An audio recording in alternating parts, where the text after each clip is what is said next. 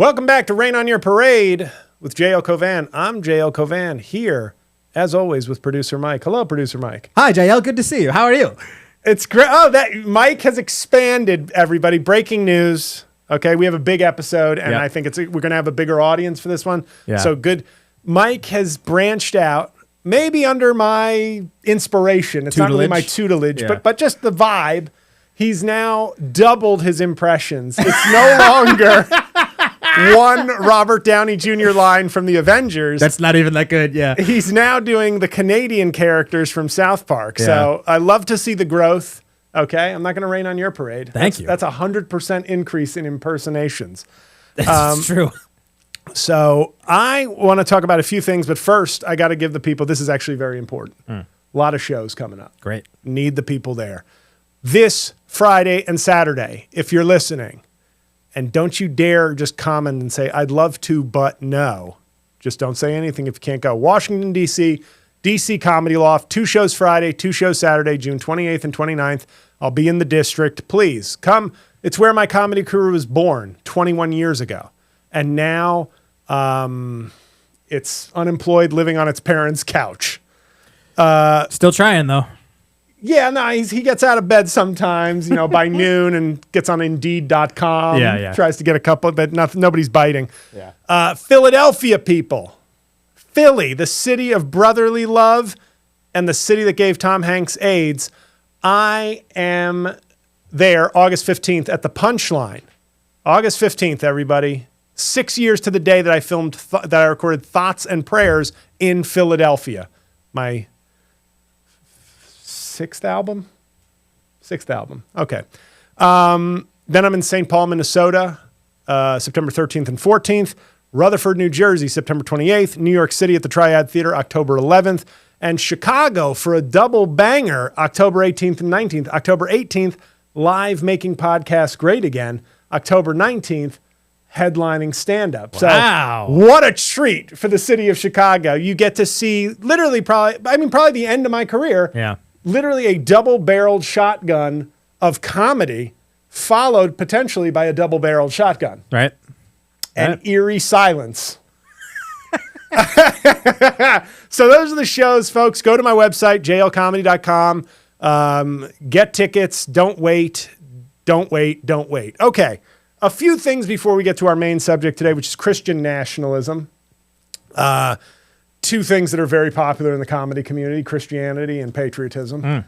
But that's not true. I mean, there's plenty of people willing to sell out and pretend that they love those things if they can get into the Fox pipeline. Yeah. I'm waiting to be called. A gusher of money coming from that fucking sellout oil field. Yeah. Oh my God. It's just the worst. But I'm very excited about today's episode, but just a few things I want to run through. Hockey is over. Yeah. I'm kind of bummed about that because people are like, oh, but we have soccer in the Olympics, and I forgot about the Olympics. But I know. But I watch enough of my nephew's games. That's where I get and the World Cup. Yeah. I watch the World Cup and I watch my nephew's games.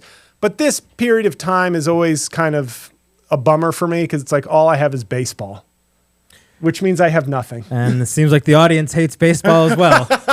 Still the least listened to episode of this show of all time. That's saying something. Take me away from the ball game. Find me something else. Fucking Cracker Jacks really I get it. Suck. Anyway. But people have also been telling me about the WNBA. Yeah. I mean, and I'm like, here's what I'm going to say. And this is an addendum to our WNBA episode, which did way better than baseball.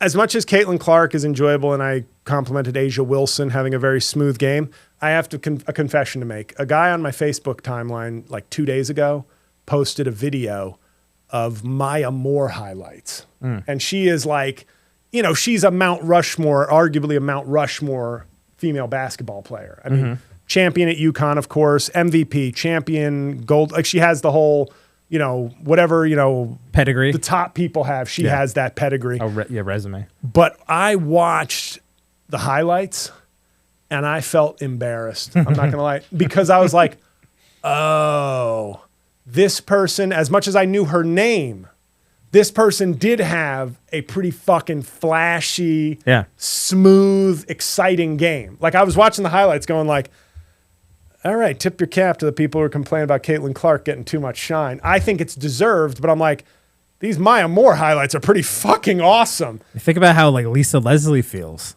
No, we're not bringing big women into like tall. Like big, we've established Cheryl Miller. The interior players are not fun to watch at the WNBA level. Brittany Griner, an exception because she was so freakishly like she could dunk and she was just like so dominant that you were like, all right, I'll accept the George Mikan type game from her. But the Maya Moore highlights were incredible. And then when the thing that brought Maya Moore to my attention was when she basically quit at the peak of her powers to work on freeing this guy from like death row, did it help do it, and then married the guy. Yep.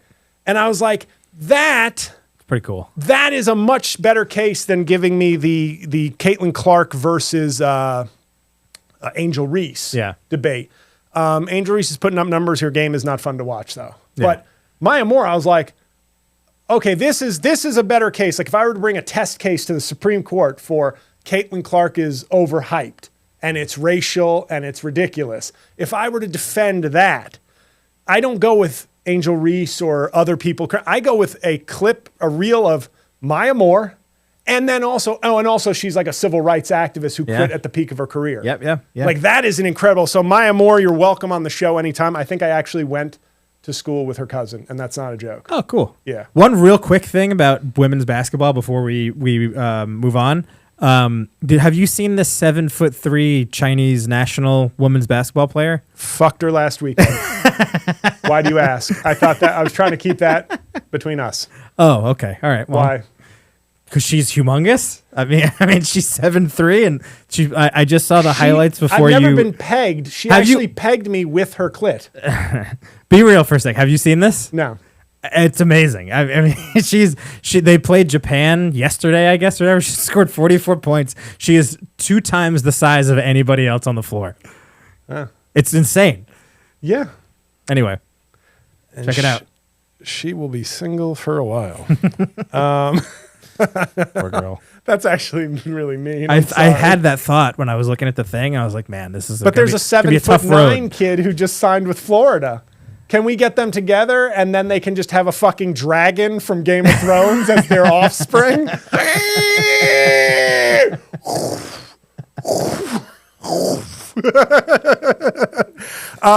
Everybody, by the way, we got a couple new reviews for Half Blackface. Every week, a few comments come in that are like, I don't know why it took me so long, but this thing is fucking hilarious. And I'm like, I know. I'm not in the business of humiliating myself for no good reason. It is that good. It's on Amazon Prime. Go watch it. Leave a review. What that means is you go to your computer after you're done watching. You can't leave a review on your smart TV. Go to your computer. Leave a review there. I appreciate it. Cost you nothing. But please do it. I want more and more reviews. I hate to be greedy, but I don't feel as bad asking for the free thing to be done over and over again. I'm not saying keep buying more tickets. Yeah. I know that ain't happening. DC, Philly, St. Paul, Rutherford, New York City, Chicago. Come on, people, please. Also, of course, we've got the Hawktua woman. The what? The Hawktua. Got spit on that thing. You haven't seen this meme chick? No. Oh, never. She's just, it was like everywhere. I was seeing clips of this, like posts about this thing. And I was like, what is this? It was just some woman in a TikTok, like a young woman, 24 or whatever. Guy was like, what do you do to get a guy like, these fucking TikTok man on the street, like that are it's so much to complain about there. But she just said, you got to on that thing. Yeah. And everybody, like she's like the internet's celebrity now. So my question is, if I lip sync her, am I the comedy goat? By like merging, like instead of Avengers Assemble, it's like untalented trends on TikTok assemble. Short answer, no. And it's not her fault. Like it's nothing. It just for whatever reason it blew up. Yeah. And it's everywhere. And there was an article that she might have been talking to like a major talent agency. At which point, somebody on the L Train platform pulled me back. They said, stand behind the yellow line, sir. You had 1 foot in the track. Good thing you're a tall feller. You could just step back up. Thank you, Southern man, inexplicably waiting for the L train in Brooklyn. Yeah. But and then we got the debate tomorrow night. A lot of people will obviously have heard this by the time the debate airs, but some won't. I think it's. I wanted to tell a quick story to wrap this intro segment up. I have stopped drinking bottled water. I have stopped drinking bottled water unless absolutely necessary because of the PFABs, the forever chemicals, the plastic, the microplastics. So I've been drinking my tap water in Jersey. Mm-hmm. And then, of course, yesterday we get you should start boiling your tap water because we found E. coli in a sample. Of course. Now, I live in a very diverse neighborhood, which diverse means you're going to get water warnings every 6 months as long as you live here. So that's like the 7th water warning I've gotten. When I lived in Midtown Manhattan, I got exactly 0. Yeah, I've never gotten one. No, you're drinking the white man's water. I'm drinking diversity H2O, which can have all sorts of bad things. God forbid you live in an actual black neighborhood. You'd be drinking sludge. Yeah. Yeah. Well, so I said, and I thought to myself, I was like, oh, you know what? Bottled water and boiled water, it's kind of a Trump-Biden analogy. Mm-hmm. You know, like Biden is like, yeah, come on, man. You got to boil, man. It's old-fashioned, but Jack, once you do it, you can drink it, you can clean with it, you can brush your teeth with it, all that. And we're like, I'll just go buy bottled water. Yeah. This is so dumb. I'll take the microplastics. And just because it's like, whatever. Yeah. Whatever. And then, you have Trump, who, unlike boiled water, is a rapist. Oh, okay. And that's the choice we have as a country, really. I don't know if you thought I was going to say Trump was bottled water. I was not really sure where this was going. But yeah. No, well, it's always good to have the support from the producer. Yes and? No, thank you. That's Mike's improv. But yeah, that's the choice America has before we get into Christian nationalism. It's simple. You have the slow, well-meaning mechanisms of democracy versus a wannabe tyrant who rapes women. Yeah. So tough choice, America. I hope we make the right one, but I get it. It's a tough call. So on that pleasant note, we're going to have producer Steve Okin in here to talk about the excellent documentary, God and Country, after the break.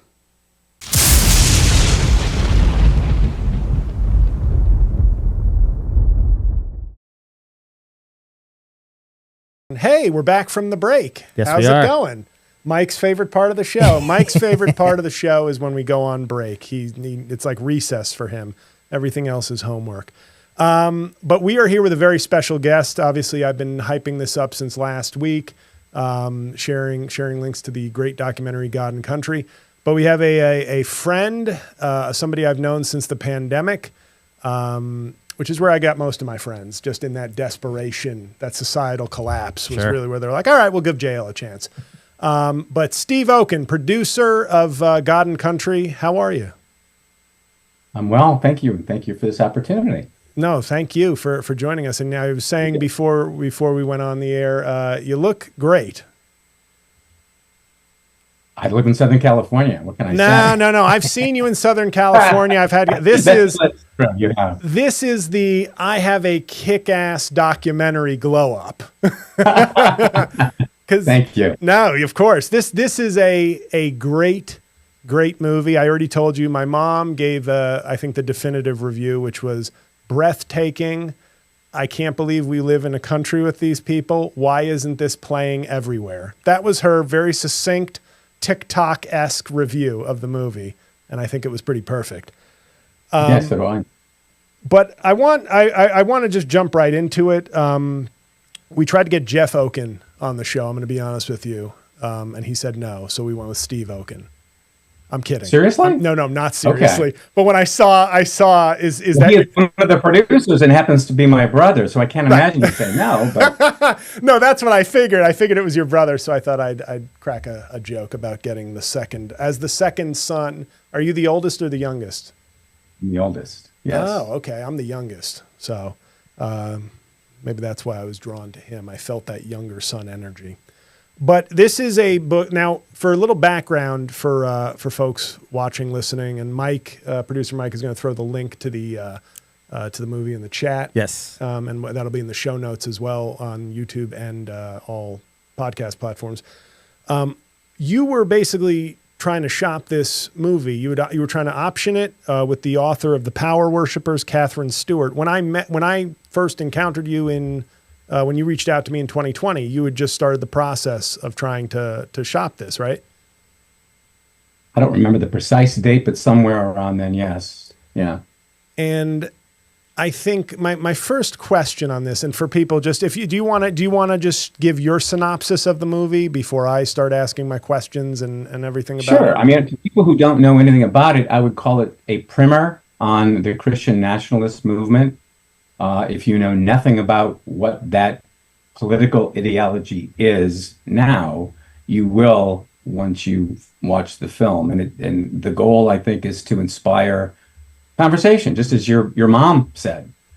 People need to understand this. People need to have some kind of a mechanism to talk about it. And that's hopefully what the movie has done and will do. And my first question is, and this is a little bit morbid, but do you think January 6th, because it seems January 6th, I've watched the movie twice, sort of bookends the movie. And did January 6th, this is, like I said, a morbid thought, but did January 6th give a sort of urgency, a sort of newsworthiness to the topic that maybe it wouldn't have had otherwise? Or do you think it would have been? It's such a great question. So when I watched January 6th that day and the coverage and the crowds and the imagery, I saw Christian symbolism everywhere. Right. When the January 6th committee got together and held their hearings and then ultimately issued their report, the phrase Christian nationalism showed up one time in an 800-page plus report. So a decision was made. And I understand why that decision was made. But there was I mean, when I watched January 6th happen, I knew what was happening. Actually, there were events, if you've watched the film, so you know that there were events in D.C. before January 6th on the 5th. And this was sort of a national movement to motivate people to go to D.C. as sort of kind of their expression of faith and to correct or save democracy, ironically. Right.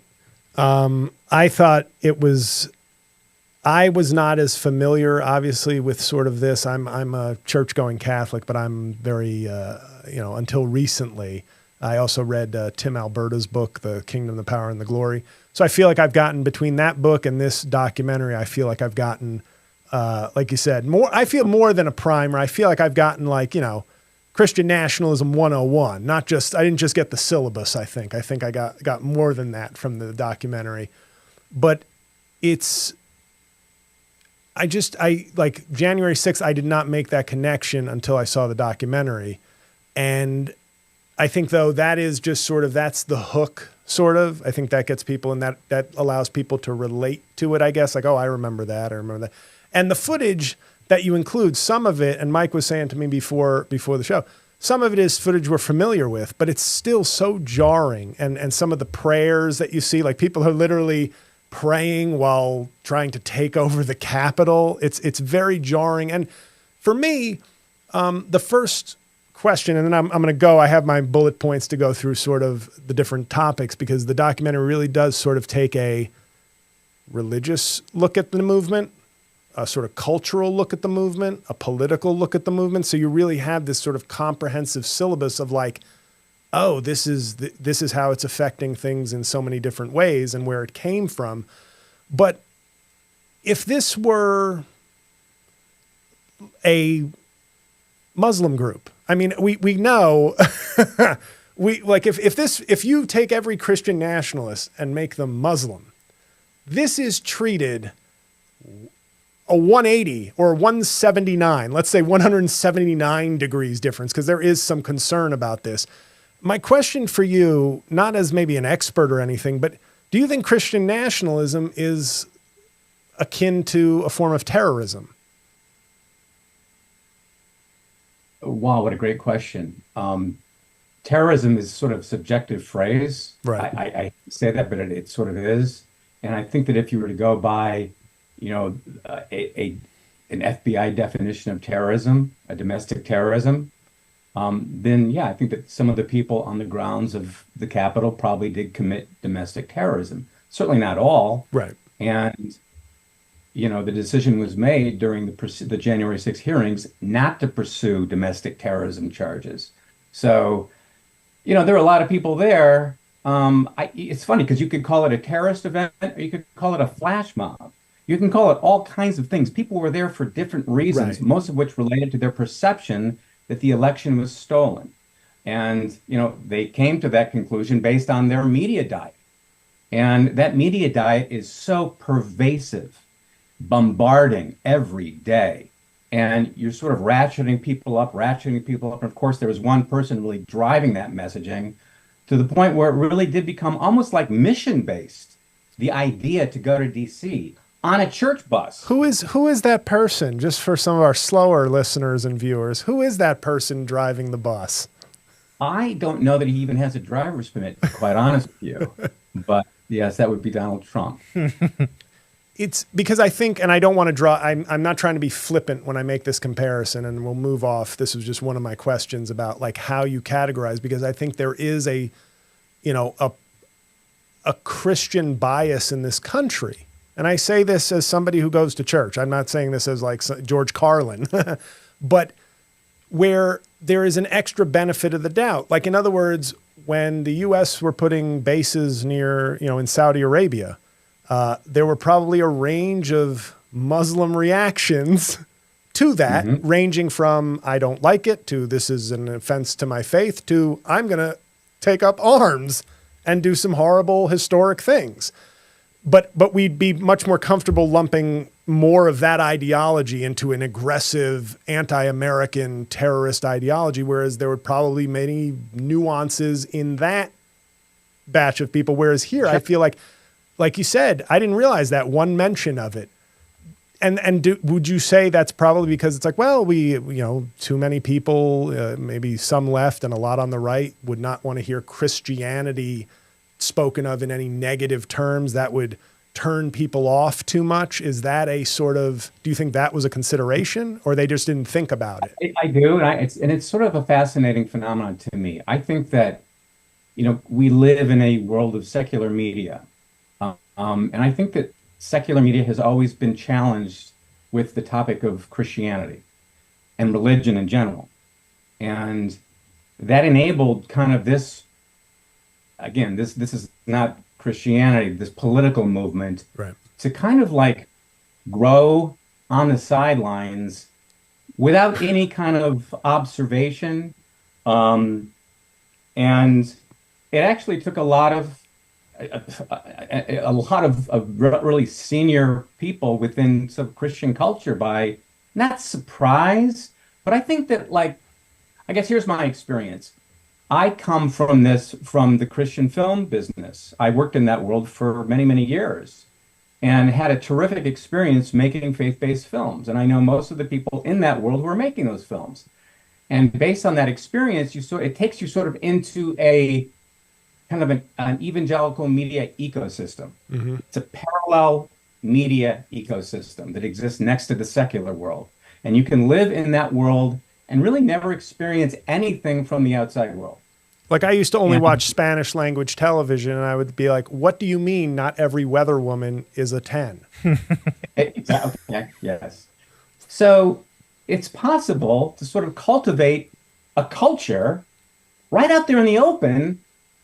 But again, the traditional media was very wary of kind of like calling some of that stuff out because, in my view, there's sort of a conservative Christian catapult ready to spring, and the rock in that catapult is persecution. Right. We're being persecuted. And the whole idea around a lot of even Christian nationalism is the idea to support religious freedom, which is, of course, as ironic as you can get, because my understanding of Christianity is that you're trying to you want to share the gospel. Mm-hmm. You don't want to impose the gospel. There's nothing more contrary to the teachings of Jesus than imposing the gospel. Right. But that kind of is what the movement has become in not only the United States, in various countries around the world. Well, Reza Aslan said it, I think, perfectly in the film when he said it's not about Christian values, it's about Christian power. I thought that was like, like almost a perfect, if you could describe the Christian nationalist movement in one sentence, that's almost what it is. And, David French, the columnist for the New York Times, who I enjoy reading, who's become sort of a lightning rod in his own, world now. I think he was banned from some sort of big conference recently. What? Yeah, last week. But he had said, I thought it was very interesting. He made this idea of like, this is a chance, this moment of secularism is a chance for true devout Christians to offer a counterculture, a faith-based counterculture, not to dominate. The goal is not to dominate the culture, as he said, it's to share the gospel and to, kind of be an example of your values to people instead of this sort of, and it runs throughout the film, this idea of like it's funny, except it's scary, of like a muscular, vengeful, like kick-ass, take names, Jesus Christ. Like, I mean, it's so far from, and we don't need to get into like the nitty gritty of theology, but on a basic level, it's so far from the Jesus Christ 101, like the basic things of it. It represents almost none of that. Obviously you had, I thought it was interesting because you had the VeggieTales guys there. We'll go right from terrorism to VeggieTales. But I liked his interview because he talked about his upbringing. Phil Vischer. Yes. He talked about his upbringing in this sort of, they were just sort of matched, like church and the flag, and it was not done in some maybe negative. It was not obviously a negative connotation. It was just kind of like, I'm American and I'm Christian, and they go hand in hand. And if you're getting that from a young age, you sort of you don't associate America with pluralism and tolerance. You just say, no, it's Christian. It's like they go hand in hand. And I actually had an experience over Memorial Day weekend where at my church in Bloomfield, New Jersey, before the Mass officially started, so it wasn't part of, the Catholic Church is very not big on secular music during the service, but the organist played God Bless America, like right before Mass started. And I said, first of all, it's a terrible song. Okay, just on a musical note. But I was just like, it wasn't like, oh, this offends me, but it was like a little uneasy because I was like, this is not about nation or anything like that. You know what I mean? My church is not, it's not Pastor Greg Locke's church, but it's, it still was like an unfamiliar thing. And I was like, why are we playing God Bless America at church or even like before Mass? My personal take on it is that and I'm not a Christian. I have no issues at all with American flags in churches. I just don't want those churches to say, you can't put that American flag in your house of worship or your house of worship. It belongs in this house of worship. Right. That's the problem, in my view. Yeah, I know. And like I said, it's not like but as you can see, I think with the VeggieTales, I'm just going to call him the VeggieTales guy. There's like a slippery slope though. That's also the problem. Once you marry these things a little bit, they can go off the rails and they can become a sort of monstrous pairing, which is what I think we're seeing. How complicated the world is, right? We're all getting so much data all the time from all these sources, and we're all trying to figure out like who we are, what our identity is. And I think that a lot of Christian nationalism is it's heavily wrapped up in sort of like an identity movement, a populist identity movement, but also a persecution identity movement. And every day we try to figure out who we are. And as I mentioned earlier, there is that vast Christian media ecosystem that has sort of veered from kind of gospel teachings into politics. Right. And a lot of these media entities are non-for-profits. They're huge companies. And you wouldn't know that you weren't watching a political network. Right. So people who are accessing this information, and by the way, it's not just broadcast television, it's radio, it's podcasts. If you want to say something, there's no barrier to an audience, right? So millions and millions of people are commuting to and from work, listening to podcasts. The information is everywhere. And what I think has happened is that Christian nationalism, in a way, has become a media genre. It's this really aggressive, muscular, angry media genre. And there are a lot of people who recognize what buttons to push to drive that. And it has very little to do, again, with the teachings of the gospel. Right. And I think, however, this movement sort of incubated and grew like a gremlin fed after midnight, Donald Trump is kind of, in some ways, from the outside, like like so many of us are, he looks like, how are they going for this guy? Like, and this documentary, while it doesn't spell it out, it sort of gives you all you need to know, because it's like, oh, if you think every Christian is just humble charity, and if we are blessed are the persecuted, blessed are, those picked on for their faith. If you think of just what you know as like the teachings of Jesus, it makes no sense. But when you see Donald Trump is the embodiment of the I am both all powerful and a complete victim at the same time. And what you're describing, he's like the peak embodiment of this movement in some ways, because he is, I am the one who can do it. I am the savior. I am the chosen one. Like when he looked up into the sky and actually said that, which you would think, oh, he blaspheming. That's usually a no-no with church folk. But at the same time, he is you're picking on me. They're very nasty to me. Please help me. Please donate. It's so sad what they're doing to me. And by the way, I'll destroy all of them so easy. It's so quick. I can get them so quick. In 2 seconds, I can destroy the entire left. But they're being nasty to me. And you've got to donate because you have to protect your president, who is all powerful and a very strong guy. And that, like, somehow that is consistent. In other words, if I'm being persecuted, you're being persecuted, and we're in this together. Yeah. Right. And together we can be strong and defeat everybody and be the winners, just like Jesus did when he was willingly crucified. Yeah, I mean, and just a really, really important distinction to make, and that is the fact that there are millions and millions and millions of Christians who are living beautiful lives, aligned with gospel teachings. And even it's been interesting for me, coming from that media culture, to have conversations with friends of mine in the Christian film business, for example. And when I was talking about this project, and I have friends in most denominations, but the majority of the faith-based film business targets evangelicals. Mm-hmm.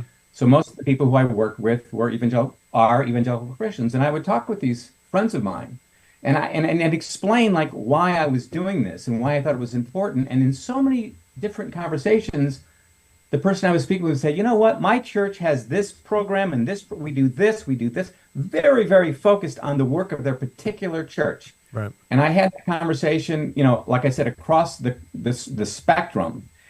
And I realized that I've come to look at Christianity almost like a 6-lane highway. And in those lanes, in one lane is a Catholic person, in one lane is a Mormon, in one lane is an evangelical Christian, in one lane is a mainline Protestant, in one lane is a Christian nationalist. And he's a drunk and driver. That's Fury Road. But here's the point. He's a drunk driver, and they don't even know he's there. People are wearing blinders, and they're really focused on their own mission work, because it's really awful to hear all these things about Christian nationalism. And so people tend to really kind of drill down into the work they're doing. Wow. That's it. Yeah. I mean, that's interesting. Now, obviously you have, I mentioned him before, but I have a soft spot as an entertainer for Pastor Greg Locke. I'm sure it goes both ways too. You cannot be a comedian and offend me. I've told Laura, much to her chagrin, that if we ever find our way into Tennessee, I'd like to go to a Pastor Greg Locke service. Is he, and for people who don't know, please watch the documentary, but as a primer for that, just Google Pastor Greg Locke. You'll find some great clips. Is he going to be the nominee for the GOP in 2028? It's a very, very good question. It depends on how the movie is received, I guess. Yeah, he is a one of one for me, because he is actually like, he's almost like the first, and I'm sure he was doing this before Trump. I'm sure he didn't just pick up a mic in the last 3 years, but he strikes me as somebody who's like the perfect pastor for the Trump era. I think, the challenge with making a movie like this is, it's visual, so you need to put somebody on screen, and Greg Locke was there and makes a couple of appearances. Greg Locke is an anecdote. There are all kinds of Greg Lockes out there who are sort of theologians, but also showmen. And this is certainly not a new tradition. And, again, there is an aspect of showbiz and entertainment in that ministry, or if you want to call it ministry. He's trying to get people into seats. And I've always thought that, Trump is in show business and is an entertainer. And kind of like, again, before Trump came along, there were a lot of televangelists out there who yearned for kind of to be accepted in mainstream culture. Mm-hmm. And it wasn't happening, but I used to call a lot of, I knew many of them, I know many of them, who are, marketing products. And there's a whole kind of sideline to the religion business that they're in. And I used to call those guys green room pastors. They just were so anxious to get out and start selling. But again, that's such an unfair characterization of Christian tradition in this country. There are so many people doing incredible things, and these are the people who are sort of making their jobs much more difficult. Oh, sure. But I think once again, we don't have any hesitation, and I'm not saying you do, but we never have any hesitation in this country to condemn or be on guard, I should say, for a fringe element of a different faith and say, oh, we gotta, you had half the country basically endorsing a Muslim ban by Trump, even though we really didn't have any. This wasn't like 2002. This was just, it was still, hey, they're different. We always think of them as a threat. Whereas, of course, Christians, if the majority of Christians were terrorists, well, the country would be gone already. It doesn't, but it's like you said, this is making people aware it doesn't take 50 million people to tear down the country. It could be 50,000. It was like 5,000 on January 6th. So I think it's important that even though, yes, nobody should take this as sort of like, see, Christians are the worst. It's obviously a fringe, but a motivated, dangerous fringe element. So obviously there's also a constitutional element to this, which I enjoyed. I'm sure Andrew Seidel, if he is into ladies, does well with the ladies. A great baritone, looks good, command of the Constitution. He may show up in the sequel. You never know. Oh, good. Well, I know the ladies and some of the gents are going to want it. But I thought this is one of those civics lessons that you wish everybody could see and everybody should get. That's the problem, where it's like, and he says, towards the end, he says, are we a Christian nation in terms of we have a lot of Christians? Of course. Are we a Christian nation in terms of Christianity and Christian people have influenced the culture through centuries of this country? Of course. Are we a Christian nation that the nation and the founding documents and the government are founded on the Bible and Christianity? No, zero, not true. And I think that you have so many politicians, Boebert, it has a clip in the movie where it's just like, they just either they believe it or they know enough people will believe it when they say it, where it's just like, we're a Christian nation. There's no such thing as separation of church and state. And you're going, these are basic facts like about the country. And it's things like that, as much as the January 6th footage is scarier and whatnot, it's the inability for the country to just get together on, these aren't even basic facts about a case with Donald Trump. These are like founding facts of the country that we can't agree about what's happening. I've always considered our movie sort of a traveling news story. Mm-hmm. So 3 weeks ago when Alito was hanging his flag upside down, you can process that information through God and country. Like, why did that happen? What is that? Yes. Oh, I understand that now. The same thing with Boebert and all the Louisiana. How about Louisiana with the Ten Commandments? It's exactly 10 Commandments. So I mean, there are so many sort of relevant cultural touch points that we address in this movie that are really important for voters to understand. Because, when you see them sort of a flag upside down, that was on a Tuesday, then Lauren Boebert on a Wednesday, and then something else on they're all fractured messages, right? Right. What we've done is we've delivered hopefully a nice linear story so that, again, you know how to process all these bits that are coming at you. Yeah, and I think also Charlie Sykes, formerly of the Bulwark, is in the movie, and he makes a point about, which I thought was very interesting, and also is a good message on these people are not for liberal democracy. Liberal meaning, not liberal like far left progressive, but just yes. But he also said it's becoming, the Constitution is sort of protecting an increasingly radical minority. The minority keeps getting smaller and more radical, and the Constitution sort of safeguards an outsized influence for those people. And it's one of those things where, I think people on the left would also need to see things like that, where it's like, so when you scream Joe Biden do something, or you say, you have to understand, we need some structural change that right now just can't happen because, the founders didn't envision California and Wyoming. Exactly. But then my next question, just generally speaking, and I think maybe we can, are there any questions in the chat area? Questions? There better be one. There should be one from your mother, I'm hoping, at least. No, don't put her on the spot. Don't put her on the spot. She'll just write something like, I think it was a wonderful movie. But no questions from the chat. I'm hearing, there's some comments. I don't know if there's much to report on. Oh, good. I've said it, if I've said it once, I've said it 1,000 times. Worst fans in the world. But who do you want? Like, and I was talking with Mike before we started recording, because one of the questions I wanted to ask you was, who is this for? And I don't mean that in a flip. I mean, I watch it.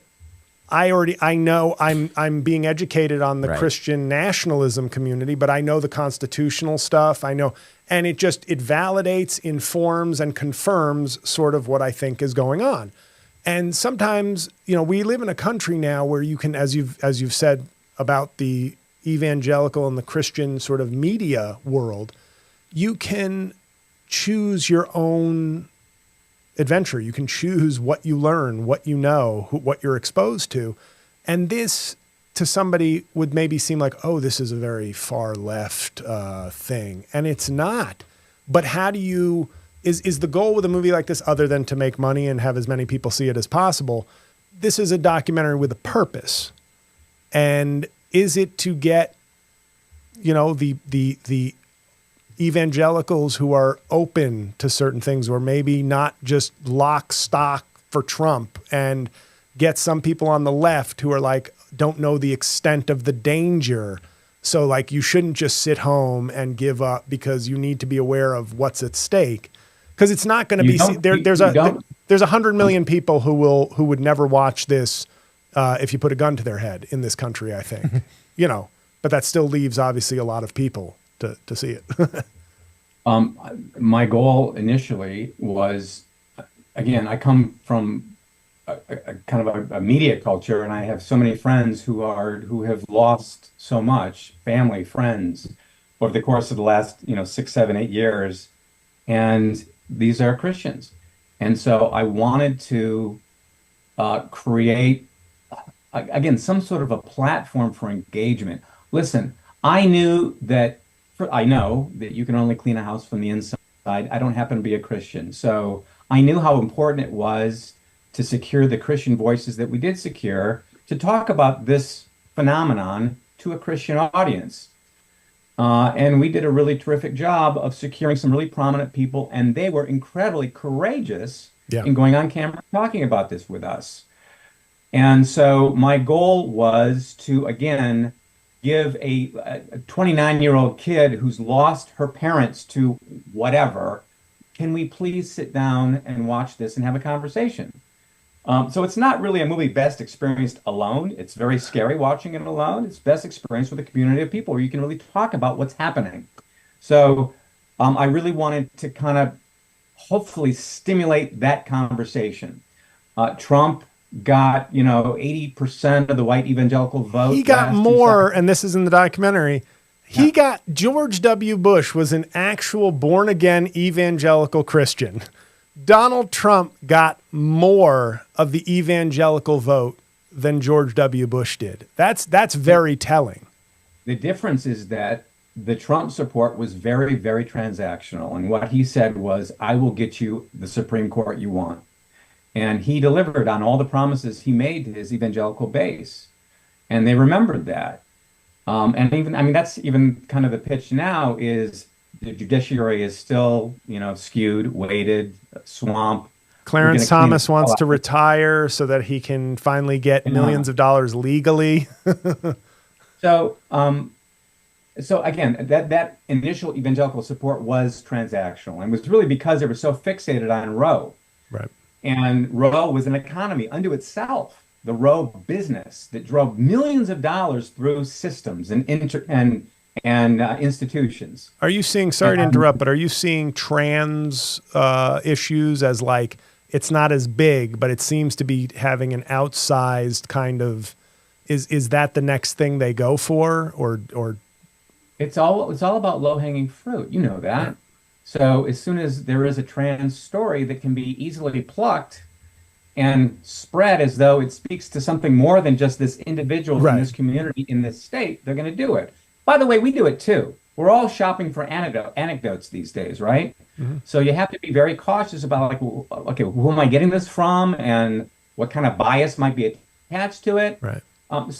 Which again is why, yes, we have Andrew Seidel. We have some incredible constitutional scholars, lawyers, reporters, experts on American civics in this film, talking about that aspect of what Christian nationalism is.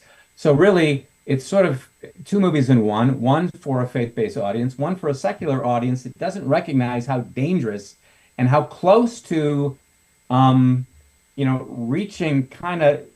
breaching the gates, right, Christian nationalism really is. And Mike. Well, I just wanted to ask sort of within the lines of making a documentary in general, do you find, speaking to the anecdotal nature of where people are right now, trying to find something that supports their argument, right, do you find that objectivity in general is becoming a more difficult thing to, what's the word I want to use? We were kind of talking before about the Michael Jordan documentary, The Last Dance, before we started this. And this idea that, like, in that particular case, Jordan has the final cut on the documentary. So you're going to see exactly what Michael Jordan wants you to see. So in some ways, it's kind of not a documentary.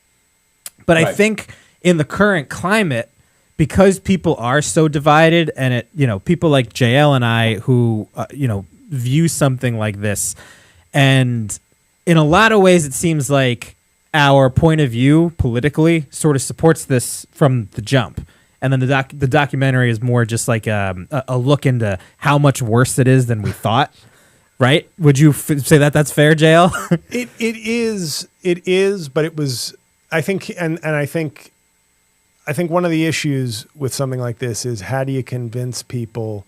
Because to me, I watch it and I try to remove my bias, but I felt very educated, but also affirmed in some ways. Yeah.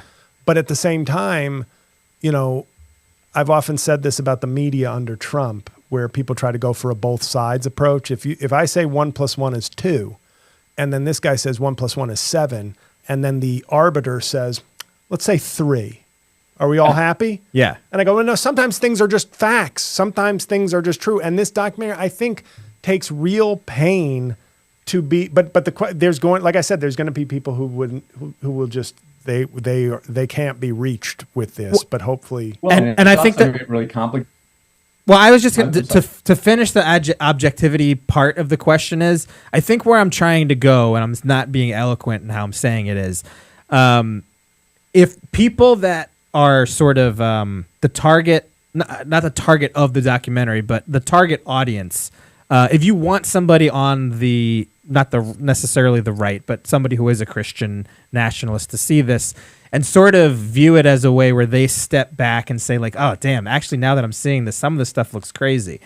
But it's almost, it seems that the way the climate is right now, if you are naturally on either side, you're just going to look at something where it's almost like being objective over something where there's so much evidence where something seems so crazy is almost difficult in a way. Is that fair to say? Where you just look at this like there's no other real way to view this as an issue.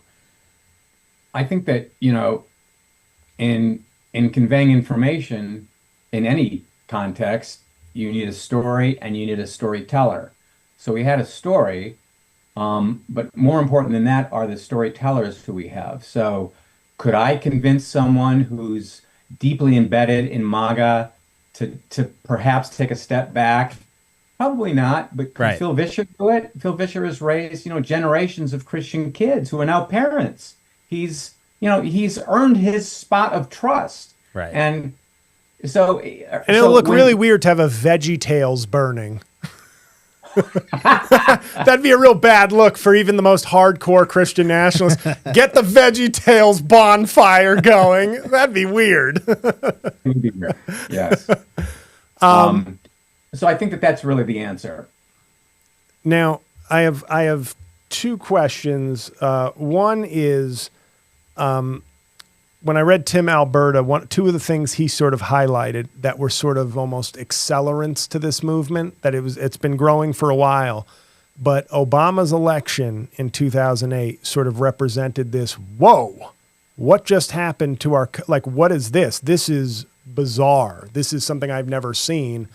And then COVID felt like another like kind of bookend to a 12-year period of Obama-Trump that you know, now I don't, if I'm not mistaken, I don't think those two things are talked about much I mean, not COVID, obviously, that would have been two. We touched briefly on Barack Obama and the Tea Party movement. Because there is a talk, that's the thing we haven't talked about. There is like also an element, and Reza Aslan, to quote him as well, says, you can't talk about white evangelicals without the white part. So there is,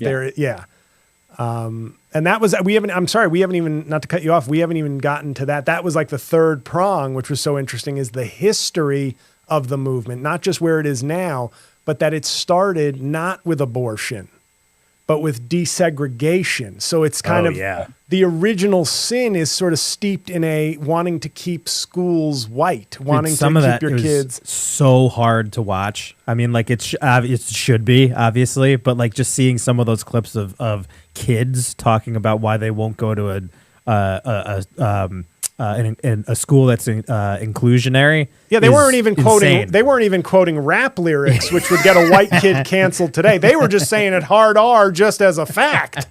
It's crazy. And you guys, so bad. We need to look at Brown v. Board as sort of the origin of the modern Christian nationalist movement. Obviously, Christian nationalism has gone back through the history of the country, but yeah, that Supreme Court ruling did sort of alarm a lot of people and terrified a lot of people, right, and sort of inspired the growth of these Christian academies that were segregated. And so, yes, as you watch the film, we track, you know, how that issue was examined and talked about, and happened to coincide with all kinds of other things happening in American society, with, you know, the women's movement, the civil rights movement, obviously in the 60s and 70s, and, you know, segregation or segregated schools just was never a great rallying cry. And so abortion was sort of like, it was a solution to put Catholics together with Protestants. Almost a surrogate, to use an inappropriate analogy, for the racism. So, yeah, and if you watch the film, you'll see that, you know, when Roe came down in 73, evangelicals, for the most part, were okay with it. Right. One of the most prominent pastors in the country was a pastor at First Dallas Church in First Baptist Church in Dallas, I'm sorry, which happens to be Robert Jefferson's church now, was okay with abortion. It wasn't an issue until, really leading up to Reagan. Right. But it really did inspire the growth of the moral majority, and a lot of other organizations that are like their businesses. Right. And it's one of those things where you look at it and it's the irony of like desegregation being sort of an original sin that they don't see as sort of the, where this movement started. And it just feels like when somebody says history doesn't repeat, but it rhymes, it's sort of like, is Obama the Brown versus Board for a new generation, a shocking sort of racial thing that startled people, and he had an unfamiliar name, so it was very easy to label him a Muslim, and that was in and of itself enough. Ironically, just calling him a Muslim was enough for many people to go, yikes, even though nobody was accusing him of being necessarily, anything other than a Muslim. Trump, right? The birth certificate thing? Right.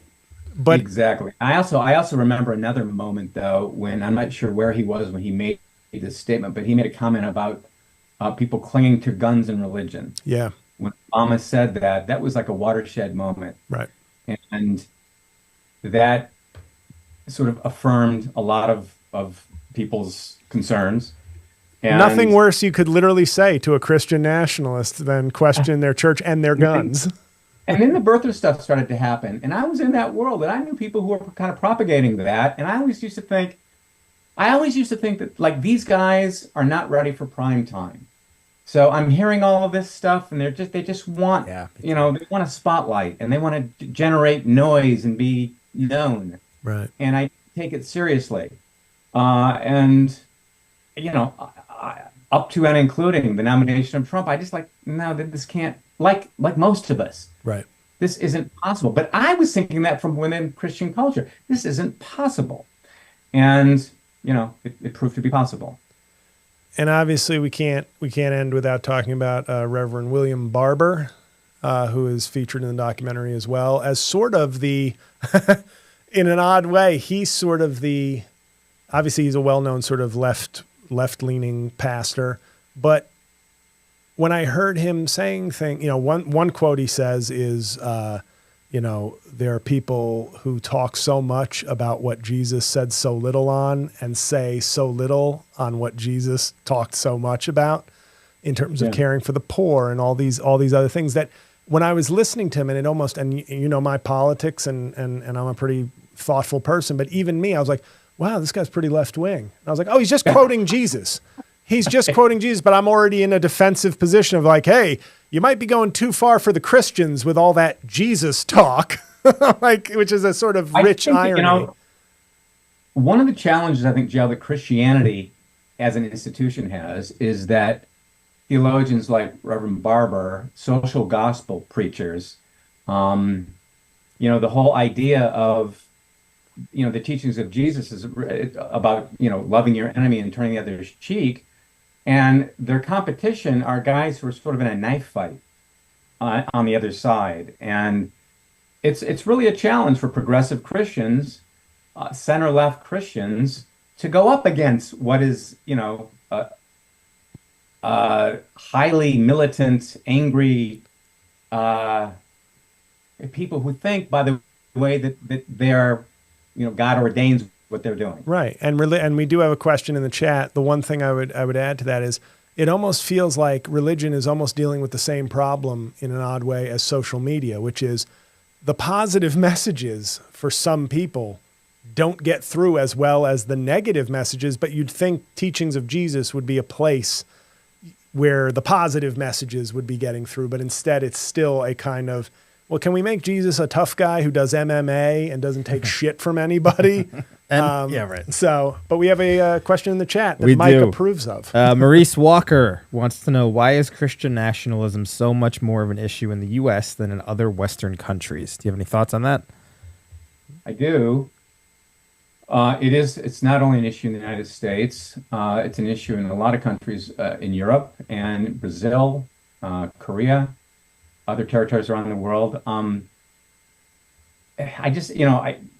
there's just so much, I guess, media saturation here. And as I mentioned earlier, anybody who wants a voice has it, and it depends on how widely they can shake their hands into what kind of an audience they can attract. And so that's kind of where we are. And if you look at, like, it's funny, you mentioned Tim Alberta's book, which is a terrific book. And it's funny, while he was writing that book, he was in many of the same rooms that we were in shooting the movie. Wow. And his approach was the same as, let's say, David French or Russell Moore or Phil Vischer. Because he's from that world. He's not doing it as a journalist. Yeah, and these are people who are grieving. They've invested their lives in an idea and in a value, and they want to protect it. And so that's what I hope that God and Country, it certainly is not the solution. It's a movie. It's a 90-minute movie. Right. But can it move a conversation a half an inch in that direction? Maybe. And the other experience I've had is that when people see it, they talk about people they want to see it. So, there's a relatively tight window for this movie to be effective. Right. But anybody who wants to see it can, and I hope they do. Yeah, it is great. And my final question is something I often think about when I think of sort of Trump and then watching this movie, Christian Nationalism. Obviously, some people aren't susceptible to this. Some people aren't allured in by the sort of power and the anger and the hostility. And I've sometimes thought, not bad people, not bad in like you're evil, you're bad, but in terms of, the way they say hypnosis, doesn't work on everybody. You have to be open to it. Uh-huh. There is a level to some of this community and some of these people charging the Capitol, et cetera, where I go, to believe some of this stuff. I don't believe that necessarily a lot of these people are dim-witted, like, I don't know, I was told this, and I think some of these people are open to it because they want to feed some of the anger and some hate. I think it's a proxy for things that are already in them. I don't mean to talk about like original sin and these are evil people in some sort of deep, existential way, but like some of these people, not everybody buys into this. Some people leave their church. Some people find a more pleasant, charitable place to worship. And so what differentiates the people who say, I'm a conservative, I'm pro-life, but I'm also, pro-charity and anti-death penalty, and I tithe and I do all these things to make my community better. I volunteer. And this is not the message for me, even though I'm steeped in this world as well. Like, what do you think? It's a pretty big question, but in terms of I think there are just some bad people involved in this movement, and not just at the hypocritical, cynical leadership level in terms of some of these quote unquote faith leaders and Donald Trump, but in the rank and file, I think some of these people are just not good people. And it's I don't know. Well, that's where forgiveness comes in, of course. I think that, my experience when we were out shooting the movie, we went to a lot of, MAGA rallies, Road to Majority conferences, a lot of Christian nationalist events. And I always made it a point to talk to people who were there. I was really curious. And J.L., without exception, I had nice conversations with people who I thought were nice people, who were there for reasons they thought were the right reasons. Then they go into the arena and are being sold a bill of goods by this guy and this guy and this guy. And all you can do is really kind of shake your head and have empathy and hope that at a certain point, these people realize that it's not their interests that these people are interested in. It's really about, driving their own media brands and again, an audience shopping for an identity. How easy is that?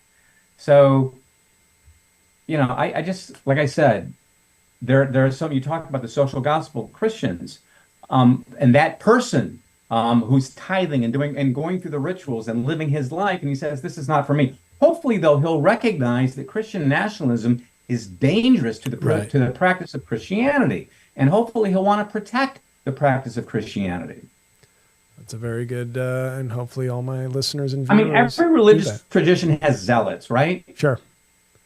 But I feel, and that's right, and that's the thing. I think this country gives they have given, and you made the point, it was sort of developing on the side with nobody minding it.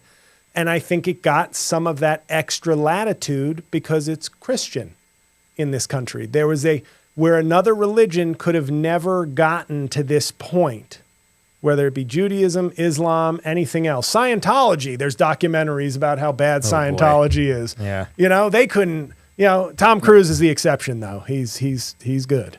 But I think that's how it was able to grow. And I think people need to rethink, treat Christianity like every other religion you treat in this country with not as this, what is it? Best among equals or whatever the term is. First among equals is kind of how it's treated. And it should not be treated that way because you can allow these movements to grow to the point that they're at.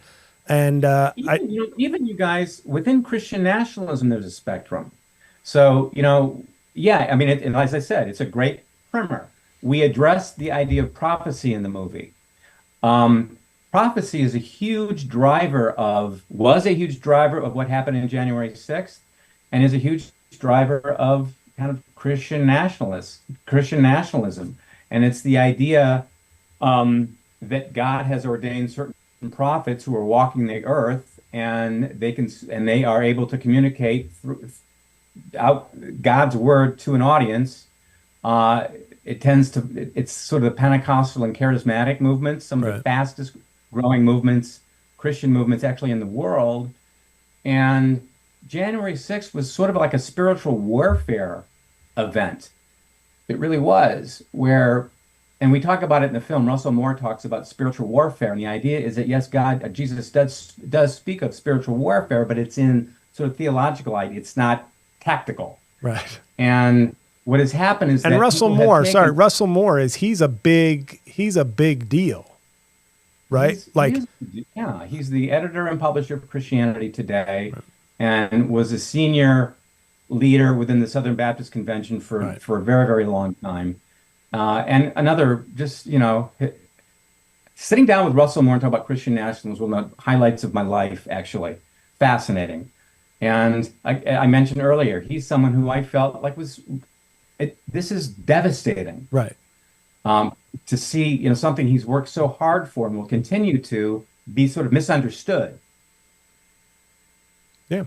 Well, it's a fantastic movie, and it also inspired me that if my comedy career really doesn't pan out, I think I know enough of the Bible and have enough charisma and stage presence that I could become a Christian nationalist preacher. Not sure the charisma, but maybe. All right.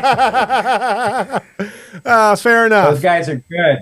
No, this was, the movie is fantastic. We're putting our link. Guys, it's in the chat twice. I have to comment as the Mike Coscarelli Rules account, but there's literally two links in here. Just if you're watching this live stream and if you're listening to podcast, we'll handle it later. But if you're watching on live stream on YouTube right now, just look for the chat. I popped it in there twice. You cannot miss it. Definitely go watch the movie. And then, obviously, to anybody listening or watching after this, it's in the show notes. It is. I have to say, I remember talking with you, and I have my own frustrations in the entertainment business, obviously. But I remember talking with you about this, and you were like, you were like, I'm trying to get this made. I have this great, this book, about the Christian nationalist movement. And what's so shocking to me is after I watched it because you sent it to me and I was like, I remember you talking about this. I'll watch this. This is a topic of interest.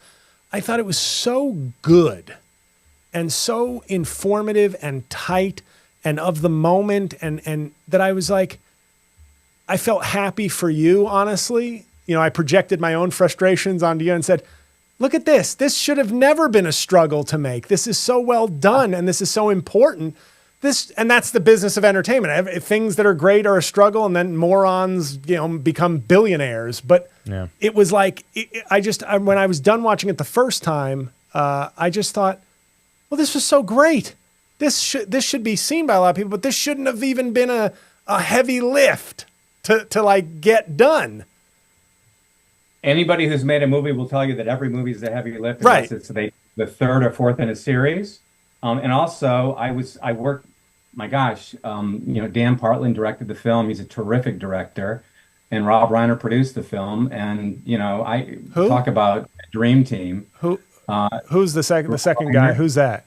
Yeah, he's an up and comer. You're going to hear about that guy when. All right. Well, it's Yeah. good. Good that you gave him this opportunity. I think that's once again, I'm speaking your praises, and I'm here to help. Yes. I think that's certainly enough from us. I appreciate you doing this, and I appreciate you making the film. It is great, and I hope whatever plans you guys have for it in the months leading up, I hope it exceeds everything you want, because not enough people can see this movie. It's just really. We need it to. We need it to. And this is one statement of so many in the market now trying to explain what this is to voters. So I hope that people access our statement and learn from it as well. And for the people who, like somebody like Michael Moore is a documentary filmmaker who puts his stamp on it and they become media events. For anybody who would be like, oh, he's too this, or he's too left, or has too much of an agenda. This movie is not that. This movie is not a sort of, hey, look at us, we're taking it to the Trump MAGA movement. This is a sober but somehow entertaining and deeply informative movie that it's great. It's a great piece of work, and you should be very last thing, if proud. I can say it, just I want to address that. I mean, my view from the beginning was that this not be a polemic in any way. Right. I've been involved in a lot of Christian movies, and I think that this is one of the most sort of pro-Christ movies I've ever touched, and I hope that that's how the audience interprets it. Yeah,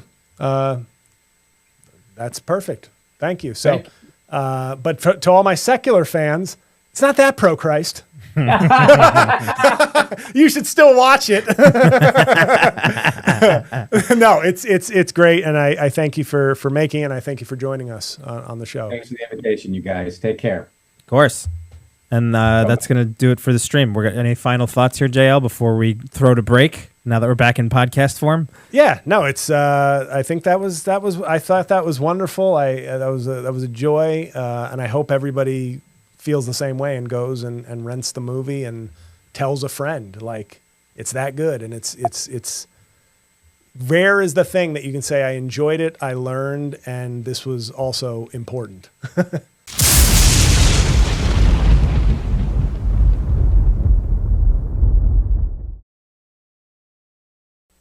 Welcome back, everybody.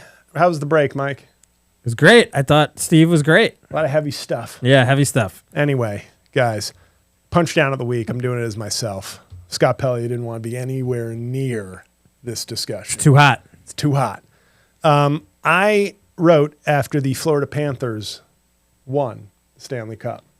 Florida, they throw rats on the ice, like fake, like toy rats on the ice. It's a tradition. So I said, all these bearded, violent white guys and talk of rats. Florida Panthers win the Stanley Cup, or new episode of House of the Dragon. Very timely tweet about a popular show and a sporting event. And then somebody wrote back, well-meaning, and they're not incorrect, but they said, But you crushed them anyway. or a Trump rally. Now, there's obviously my annoyance at never being able to make a joke where somebody doesn't refer to me as sir, or try to like really without lube force in a Trump reference. Yeah. So the person isn't wrong, but the joke was very perfect because House of the Dragon was all about rats. So I was like, yeah, they all look like they could be on Game of Thrones, rats. It was perfect. And then somebody had to interrupt the party. But it's not an egregious one, but it is a legitimate punch down of the week. Sure. It's not like the worst offender ever. And I don't have a special to review this week, folks, because it was just too heavy a week with me contemplating evangelical nationalism. Of course. Christian nationalism. So I'm just going to tell you guys as a general recommendation, because I want to keep real comedy alive. I want people to, if you've never watched the show, Eastbound and Down, we're in the season of baseball now, where baseball sort of reigns supreme for a little bit. So it's really the worst time of the year. It's the most boring time of the year. Eastbound and Down is what baseball would be like if it was fun and crazy. Oh, it was enough. So no, not enough. So go, if you've never watched Eastbound and Down, it's on Max, 4 seasons. Stevie Janowski, for me, is one of the 10 or 15 greatest supporting characters in comedy TV history. And that's it. Go watch that. Have a great week. Mike, any housekeeping before we let the people go? Just do the usual things that we ask you to do. Please subscribe to the YouTube if you are not subscribed and interact with the episode. It's a huge help for the algorithm, which we are now begging to help us get people to view the content. If you are a listener, head over to the YouTube. If you're a viewer, head over to Apple Podcasts or Spotify, and just make sure you're downloading the audio version too, because you can take that on the go and you can listen to us on a car ride. People are going out to the Hamptons or to the Jersey Shore or wherever you live and going to the beach and doing summer stuff. Take Rain on Your Parade with you, and that's that. Yeah, and leave a review on your preferred audio platform. While you're doing all the other things we ask you to do that are free, do that as well. Yeah. So thank you. We hope you enjoyed this episode. If you did, share it in whatever capacity, whether audio or video. Share it. Get a friend to start listening. If you like it, I would assume maybe some of your friends might like it. So thank you. Hope to see some of you in Washington, D.C. this weekend, and I will see the rest of you next Thursday, which doesn't really work as see the rest of you next Thursday. That doesn't spell anything. See you next Thursday.